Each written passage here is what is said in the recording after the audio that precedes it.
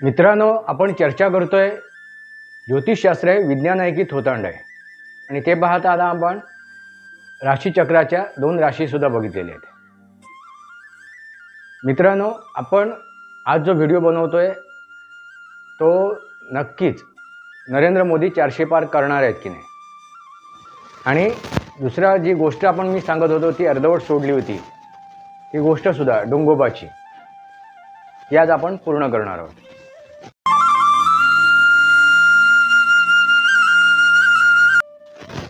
नमस्कार मित्रांनो, सनातनी वास्तव या माझ्या यूट्यूब चॅनलवरती आपलं सहर्ष स्वागत आहे. मी आपला मित्र राजेश वासंती साबाजी किळुसकर. मित्रांनो, आपण चर्चा करतोय, एक शृंखला घेऊन आलो आहे, ती म्हणजे ज्योतिषशास्त्र हे विज्ञान आहे की थोतांड आहे. त्यानुसार आपण राशीचक्रातल्या 2 राशीसुद्धा बघितले आहेत. त्या राशीच्या 2 जातकांचं सुद्धा आपण गोष्ट सांगितलेली आहे.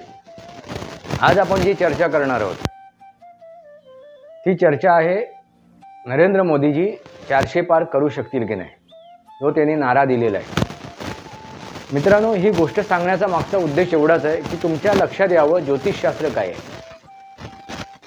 मी ज्या गोष्टी सांगतोय तुम्हाला, त्या राशी जेवढी तुम्हाला सांगतोय, राशीबद्दल बोलतोय आपण, मेष रास आणि वृषभ रासबद्दल आपण बोललो.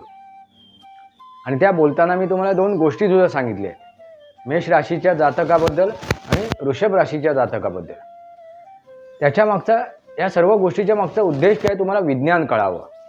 नक्की कशा प्रकारे आपल्या मनावरती, म्हणजे मानसशास्त्र आणि खगोलशास्त्र, या दोन्ही शास्त्राचा आपल्यावरती कसा प्रभाव पडतो आणि आपण कसे निर्णय घेतो, योग्य निर्णय घेतो की अयोग्य निर्णय घेतो, आणि त्या निर्णयातून आपल्याला फल प्राप्त होते. योग्य निर्णय घेतला तर योग्य फल प्राप्त होईल आणि अयोग्य निर्णय घेतला ते अयोग्य फल प्राप्त होईल. आणि ह्या सर्व गोष्टी कशामुळे घडतात, तर ग्रह ताऱ्यांच्या भ्रमणामुळे आणि त्यांची जी शक्ती आहे, जसं मी चंद्राची शक्ती सांगितली तुम्हाला, गुरुत्वाकर्षण शक्ती, त्याचा आपल्यावरती प्रभाव पडतो. तसं इतर ग्रहांची जी शक्ती आहे, जी ऊर्जा आहे, त्या ऊर्जेचा आपल्या मनावरती परिणाम होतो. आणि त्या परिणाम झाल्यानंतर आपण जे काय निर्णय घेणार, त्या निर्णयानुसार आपल्याला फल प्राप्त होते. असो मित्रांनो, आपण 400 पार नरेंद्र मोदी करू शकतील की नाही या विषयाकडे बोलूया.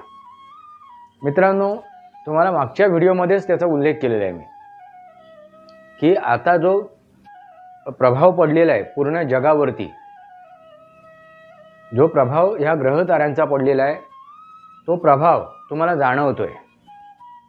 सूर्यग्रहण लागून गेलं, चंद्रग्रहण लागते, किंवा आता कुंभ राशीमध्ये जो शनी गोचर करतोय, भ्रमण करतोय, त्याप्रमाणे त्या राशीवरती सुद्धा आणि इतर राशीवरती सुद्धा ह्या ग्रहाचा, शनी ग्रहाचा प्रभाव पडतोय.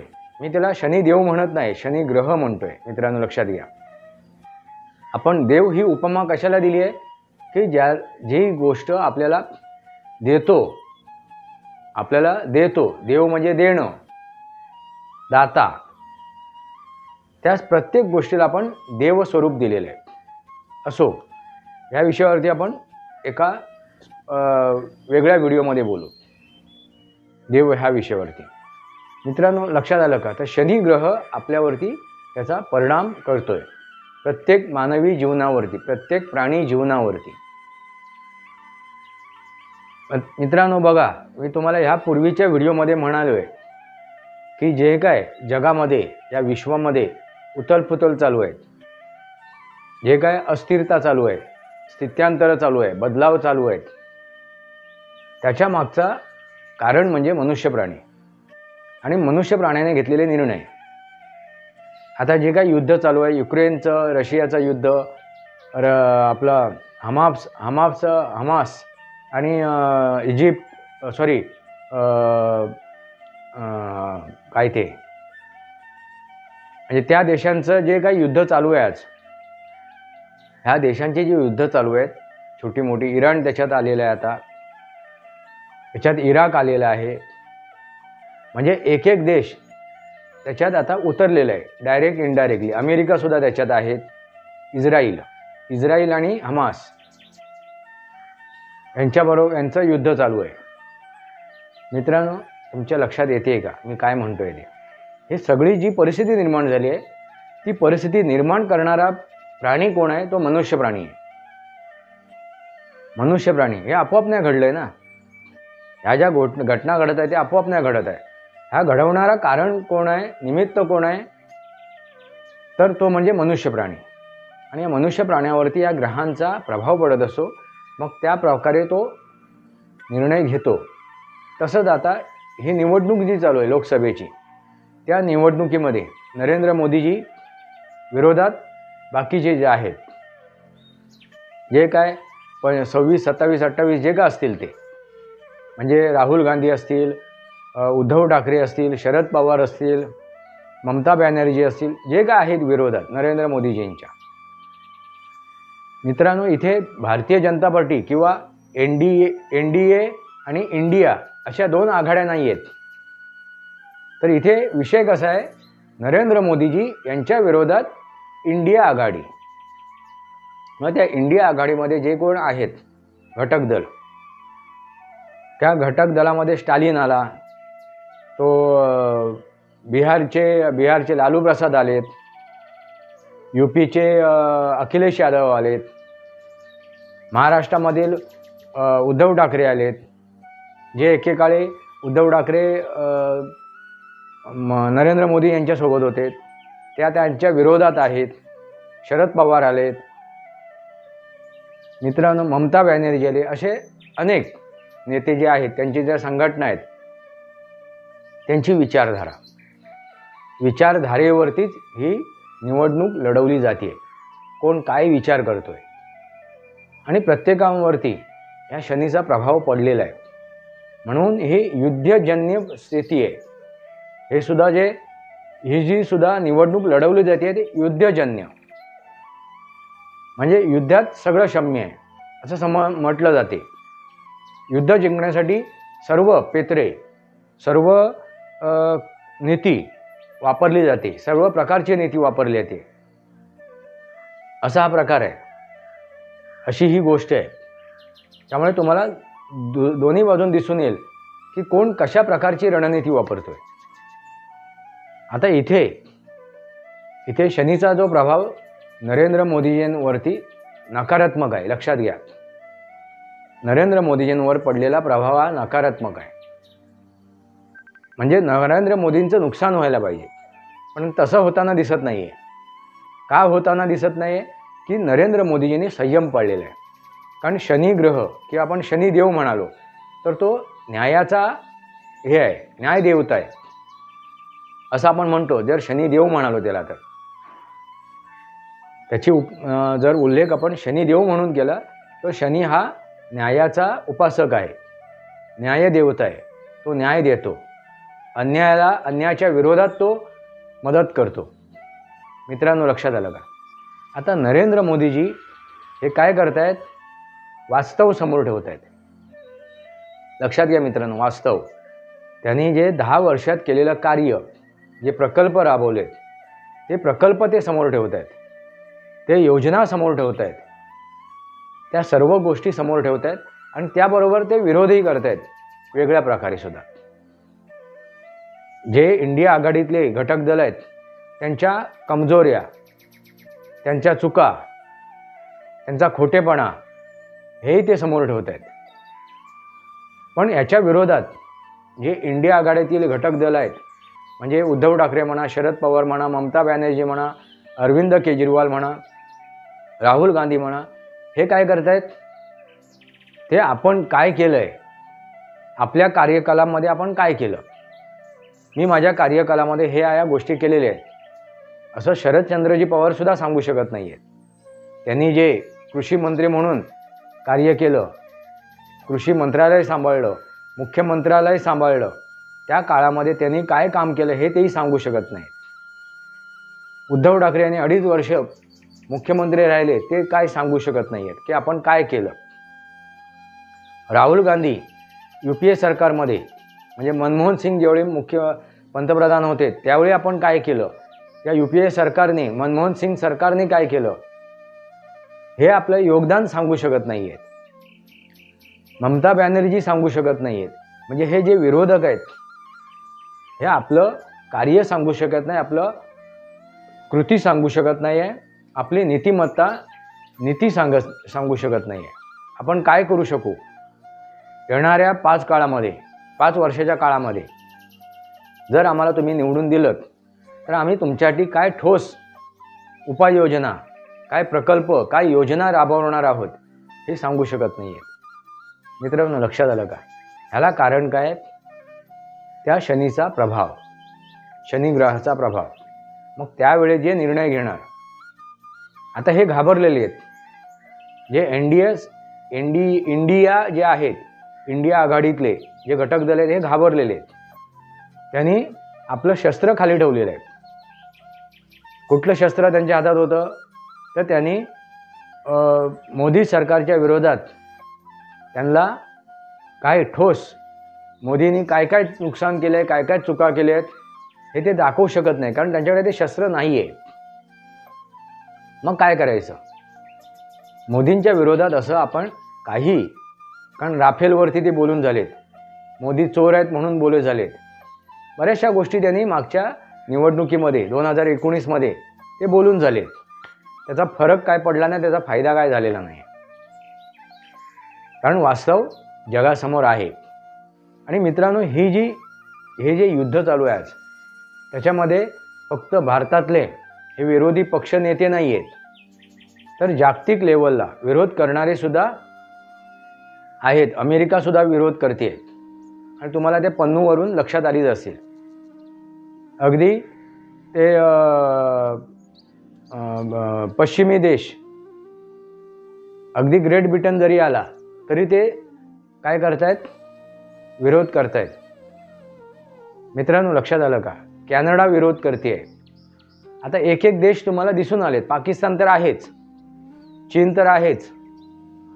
म्हणजे यांना नरेंद्र मोदी नको आहे, कारण तो भारताला, नरेंद्र मोदीजी भारताला काय करतायत? उच्च स्थानावर नेऊन ठेवत आहेत, प्रगती करतायत. ही या देशांना नको आहे. ते जर करत असतील तर एक जो समजू शकतो आपण की आपल्यापेक्षा वरचढ होऊ नये असा कुठलाही देश समजू शकतो, कुठलाही देश विचार करू शकतो, ही गोष्ट मी समजू शकतो. पण आपल्याच देशातील जे विरोधक आहेत किंवा त्या विरोधकांना समर्थन करणारे आहेत, अशी जी मंडळी आहेत, म्हणजे जे पत्रकार आहेत, त्या विरोधकांना समर्थन करणारे, इंडिया आघाडीला समर्थन करणारे जे पत्रकार आहेत किंवा त्यांचे कार्यकर्ते आहेत किंवा ह्या जनतेमधील काही लोक आहेत, ते हा विचार करत नाही आहे की आपला देश पुढे जातोय. योग्य व्यक्तीच्या हातात ह्या देशाची सूत्र आहेत. त्यामुळे ते रेटून खोटं बोला. मित्रांनो, लक्षात येते का? रेटून खोटं बोला. कुठली अशी गोष्ट त्यांनी सांगितली आहे ती खरी आहे. राफेलवरती तोंडावर उघडे पडलेत. अदानी अंबानी बोलत बोलत शेवटी आज ते बोलायचे बंद झालेत. आवाहन केलं ना नरेंद्र मोदीजींनी, अदानी अंबानीबद्दल बोला म्हणून, नाही बोलू शकलेत. मित्रांनो, लक्षात घ्या, नक्की काय घडते, नक्की काय घडते तर विचारधारा. आणि म्हणून म्हणालो मी, ज्यावेळी तो मतदार जाणार, जो आज विरोधसुद्धा करतोय किंवा जो संभ्रमित झाला आहे, जो मतदार, जो यांच्या झाशात आला आहे, कोणाच्या? ह्या विरोधकांच्या, या इंडिया आघाडीच्या, जो त्यांना कन्व्हिन्स झाला आहे, असा मतदारसुद्धा शेवटच्या क्षणी निर्णय घेणार, शेवटच्या क्षणी निर्णय घेणार. कारण शेवटी त्या ग्रहाचा त्यांच्यावरतीही परिणाम होतोय, शनी ग्रहाचा त्या मतदारावरती. फक्त नरेंद्र मोदीजी आणि इतरांची पत्रिका बघून नाही चालणार, तर सर्वांचा विचार करणं गरजेचं आहे. म्हणून मी म्हणालो, भारत देशाच्या कुंडलीचा, भारतीय जनता पार्टीच्या कुंडलीचा, नरेंद्र मोदीजींच्या कुंडलीचा, RSSच्या कुंडलीचा, याचा विचार करून मी हा तुम्हाला निर्णय सांगतोय. म्हणून 100% नरेंद्र मोदीजी 400 पार करू शकतील. मी तुम्हाला अशा प्रकारे नाही सांगितलं आहे जे इतर ज्योतिषी सांगतायत की त्याचं तो ग्रह त्या ग्रहाकडे बघतोय, ह्या घरातून त्या घरात बघतोय, तो वक्री आहे किंवा तो म्हणजे जे काय भाषा ते वापरतात त्या भाषेमध्ये मी तुम्हाला सांगत नाही आहे, कारण त्या भाषेमध्ये तुम्हाला कळणार नाही नक्की काय सांगायचं आहे. ते आमच्यापुरतं मर्यादित आहे.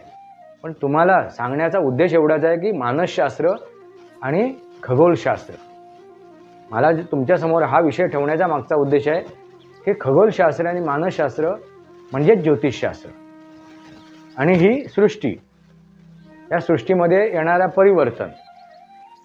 मित्रांनो, लक्षात आलं का? आता आपण गोष्टीकडे वळूया. मित्रांनो, ते ढोंगोबाची मी गोष्ट तुम्हाला सांगत होतो. हां, महत्त्वाची गोष्ट, नरेंद्र मोदीजी 400 पार करतील की नाही, तर हा 100% 400 पार करतील. माझं तरी आकलन तसं आहे. जर या गोष्टीचं जर मी जो काय अभ्यास केला आहे, जे काय गणित मांडलं आहे ज्योतिषशास्त्राप्रमाणे, त्यानुसार नरेंद्र मोदीजी 400 पार करतील. म्हणजे NDA आघाडी, नरेंद्र मोदी एकटे नव्हे तर भारतीय जनता पार्टी आणि त्यांच्याबरोबर असलेले घटक दल हे 400 पार करतील. माझ्या मते 425च्या आसपास जातील ते, आणि भारतीय जनता पार्टी 350च्या आसपास जाईल. अगदी 370 सुद्धा ते गाठतील अशी ही परिस्थिती आहे. जरी कमी मतदान झालं असलं तरी मित्रांनो लक्षात घ्या, कारण कमी मतदान झालं याचा अर्थ नरेंद्र मोदीजींना विरोध करणारे सपोर्ट करणारे आले नाही असं पण म्हणू शकत नाही. नरेंद्र मोदींना सपोर्ट करणारे, त्यांना समर्थन करणारे मतदान करायला आले नाही असं आपण समजू शकत नाही. विरोधकांचे समर्थक सुद्धा आले नसतील. मित्रांनो, लक्षात आलं का? असंही होऊ शकते. त्यामुळे मी जे म्हणतोय, मी जे भाकीत करतोय ते 100% करतोय. आधी छाती ठोक म्हणतोय. बघू आता येणाऱ्या 4 जूनला आपल्याला त्याचा रिझल्ट मिळेल. मित्रांनो, आपण आता गोष्टीकडे वळूया, त्या डोंगोबाच्या गोष्टीकडे.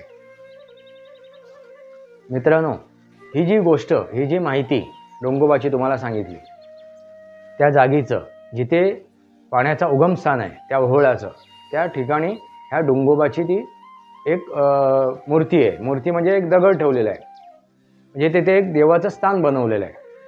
आणि त्या देवाच्या स्थानावरती तिथे कोण जो जाईल त्या एरियामध्ये, त्या जागेमध्ये, तर त्यांनी त्या डोंगोबाला अभिषेक करावा अशी तिथे मान्यता होती.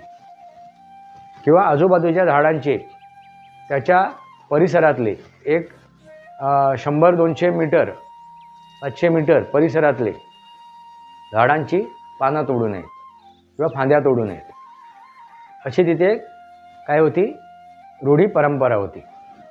किंवा तिथे कोणी धुणी मांडी घासू नये, तिथे कोणी आंघोळ करू नये, तिथे रात्रीचं कोणी तिथे जाऊ नये सूर्यास्त झाल्यानंतर. मित्रांनो, ह्यापूर्वी जी मी तुम्हाला एक गोष्ट सांगितली होती त्या विहिरीची, त्याच प्रकारे इथे सुद्धा ती स्थिती आहे. पण हे अनिसवाले, अंधश्रद्धा निर्मूलनवाले तिथे आले. त्यांना आणणारे म्हणजे त्या गावातलेच काही लोक होते जे विघ्न संतुष्टी आहेत. अशा लोकसुद्धा त्या गावामध्ये होते.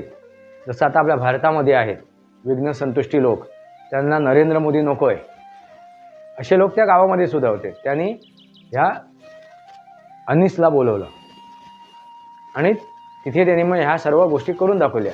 झाडं त्या फाना तोडून दाखवलेत, फांद्या तोडून दाखवल्यात, तिथे आंघोळ करून दाखवली, तिथे भांडी कपडे धुवून दाखवलेत.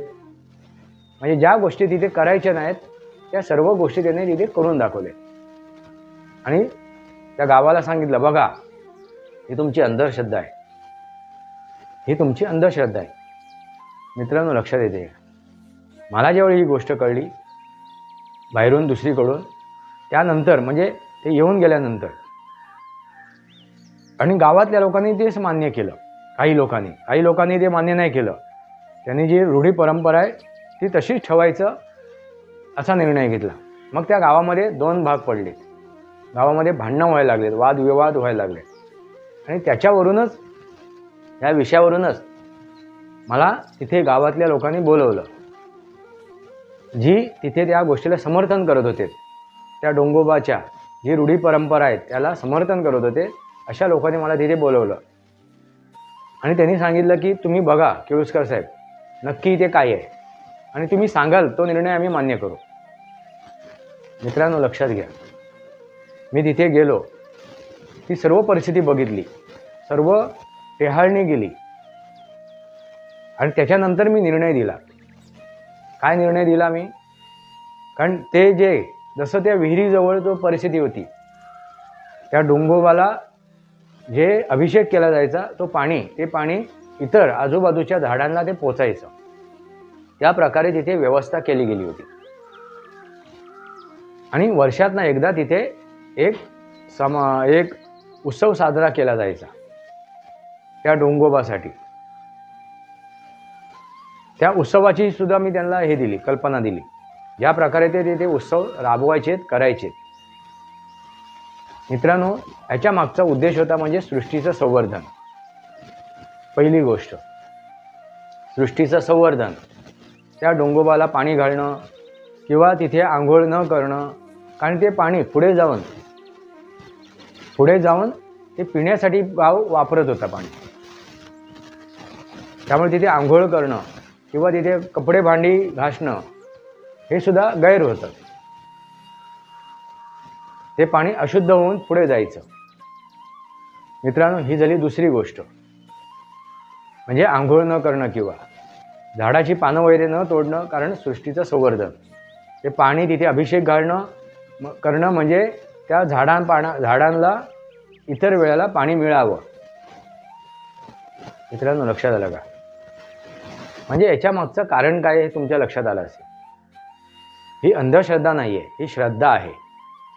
त्या सृष्टीबद्दल एक काय आहे, आपुलकी आहे. त्या सृष्टीचं आपण काय करतोय, त्या सृष्टीसमोर आपण नतमस्तक होतोय, तिचे आभार मानतोय. मित्रांनो, लक्षात आलं का? ते पाणी लोक घरी घेऊन यायचे, त्या झऱ्यातलं पाणी त्या उगमस्थानाकडून, आणि ते तीर्थ म्हणून प्यायचे. म्हणजे एवढं ते पवित्र समजत होते, गंगा जलासारखं पवित्र. त्याच्या मागचा उद्देश त्या सृष्टीचं, त्या पाण्याचं. आणि संध्याकाळी 3 सांज नंतर, म्हणजे सूर्यास्त झाल्यानंतर तिथे जाऊ नये, कारण तिथे जे जनावरं होते, त्या जंगलातील जनावरं तिथे त्या पाणी प्यायला यायचे. मित्रांनो, लक्षात आलं का? त्यांच्या पाऊलखुणा तिथे आजूबाजूला दिसल्यात. मग तो कोणी असो, डुक्कर असेल, लांडगा असेल, अगदी वाघही तिथे येऊन जायचा. मित्रांनो, लक्षात घ्या, पशुपक्षी सुद्धा तिथे जायचे. म्हणजे याच्या मागचा उद्देश काय? त्या सृष्टीचं संवर्धन. पण हे अनिसवाले जे काय प्रकार करतात आणि अंधश्रद्धा सांगण्याचा प्रयत्न करतात, ही अंधश्रद्धा नाही आहे, ही श्रद्धा आहे. ह्या ज्या रूढी परंपरा आहेत, ह्या ज्या काय पाळल्या जात आहेत, ह्या काय जोपासल्या जात आहेत कोकणामध्ये, बहुतांशी कोकणामध्ये, त्याच्यामागे ह्या सृष्टीचं संवर्धन आहे. मित्रांनो, लक्षात आलं का? ही गोष्ट कुठेतरी काही लोक गैरवापर करतात त्याची अंधश्रद्धा म्हणून त्याचा लोकांमध्ये प्रचार करतात इतर गोष्टींमधून. कारण त्या गावामध्ये एक व्यक्ती होती, डोंगोबा माझ्या अंगात येतो, त्याला मी खोडून काढलं. हे सर्व गोष्टीचा तो फायदा घेत होता. डोंगोबा माझ्या अंगात येतो, ही गोष्ट मी त्याची तिथे उघडी पाडली. म्हणजे त्याचा अनैतिक वापर करणारे सुद्धा लोक आहेत, त्यामुळे ती गोष्ट बदनाम होते. काही लोकांनी त्या पाण्याचा वापर करून, म्हणजे त्याच पाण्याचा वापर करून काय करावं होतं, तीर्थ म्हणून मी हे आता मंत्रवून दिलं आहे. म्हणजे ते डोंगोबा जो अंगात येतो तो म्हणायचा, हे मी मंत्रवलं आहे आणि त्याचा आणखीन प्रभावशाली बनवलं आहे, असं म्हणून तो पाणी द्यायचा. ही गोष्ट साफ चुकीची आहे. ती गोष्ट मी खोडून काढली आणि त्याचा तो धंदा बंद करवला. पण ह्या गोष्टीबद्दल कुठेही थोतांड नाही आहे, कुठेही अंधश्रद्धा नाही आहे. बऱ्याचशा गोष्टी तिथे होत्या, रूढी परंपरा. आता मी बऱ्याचशा गोष्टी विसरलो त्याच्यातल्या, त्यांच्या रूढी परंपरांचा. कारण कसं, दिवाळीला इतर सणवारीला तिथून जाऊन लोक पाणी घेऊन यायचे आणि त्यानुसार मग त्या पाण्यातून ते आपल्या घरात नैवेद्य बनवायचे. मित्रांनो, त्याच्या मागचा उद्देश काय आहे की पाणी वाहत येते, ते पाणी वाहत येते तर कुठेतरी अशुद्ध होऊ शकते. त्यापेक्षा उगम स्थानाजवळ जाऊन ते पाणी आणून नैवेद्य बनवणं, म्हणजे गणपतीला, दिवाळीला, पाडव्याला, हे जे काय सण आहेत त्या क्षणाला नैवेद्य बनवण्यासाठी उगमाकडे लोक जायचे, थोडी मेहनत घ्यायची, तिथून पाणी आणायचे आणि तिथून ते काय करायचे, प्रसाद बनवायचे आपापल्या घरी. ही चुकीची गोष्ट नाही आहे मित्रांनो. लक्षात आलं का? म्हणजे हे अनिसवाले अर्धवट सांगतात, म्हणजे अर्ध सत्य सांगतात. अर्ध सत्य, पूर्ण सत्य सांगत नाही, अर्ध सत्य. ह्यावरती माझा त्यांना आक्षेप आहे. मित्रांनो, तुम्हाला काय वाटते? हे जे काय मी व्हिडिओ बनवतोय, हे जे काय माझे विचार मांडतोय, हे सर्व ऐकल्यानंतर तुम्हाला काय वाटते? तुमचं मत काय आहे? तुमचं मत तुम्ही कमेंट बॉक्समध्ये लिहा. सनातनी वास्तव या माझ्या यूट्यूब चॅनलला सबस्क्राईब करा, बेल आयकॉन दाबा. माझे विचार पडत असेल लाईक करा. आपले विचार कमेंट बॉक्समध्ये लिहा. तुर्तास इतकंच. भारत माता की जय, वंदे मातरम. जय भारत, जय महाराष्ट्र, जय सनातन.